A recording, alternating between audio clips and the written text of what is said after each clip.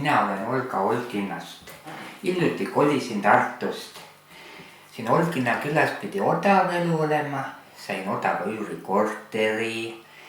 Korteri omanik on Laine. Ta käib vahel mul külas ka, vaatab, kuidas ma siin hakkama saan. Ka suurest linnast tulnud ja puha. Ta on üldiselt mõistev inimene ja abivalmis ja mul käivad siin vahel külas klassivennad ja no küll siis saab sellist pidu ja pillerkart panna, nii et vähe ei ole vanauti kohta. Mis bordell siin käib? No Laine, mis sa liialdad jälle? Mina üürisin sulle korteri, aga sa tegid sellest lõbumaja.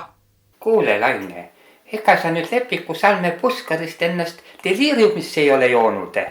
Oleksin ma teadnud, et sa oled siuke litsipurakas. Lainekene, ei ole mina mingi purakas, aga sina oled hoopis turakas. Kelle pesu seal aia ääres kuivab? Sa arvad, et ma pime olen, jah? Kristjan parandas terve päeva aia auku, et vahtida su aluspükse. Ei ole siin häbeneda midagi, et mu aluspüksid on kollased ja auklikud. Ja kes see Kristjan üldse on, mina ei tunne sihukest. Lolli mängid või? Sa ei tea, kes Kristjan on. Võib-olla ei teagi. Sul ju käivad siin peenemad poisid, iga päev uus kavaler.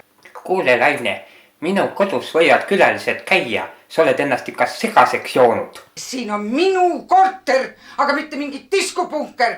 Ja vaata nüüd ütlema sulle korteri üles. Välja siit! Ma kolin siis minema siit saastapesast. Õhk ka haiseb siin.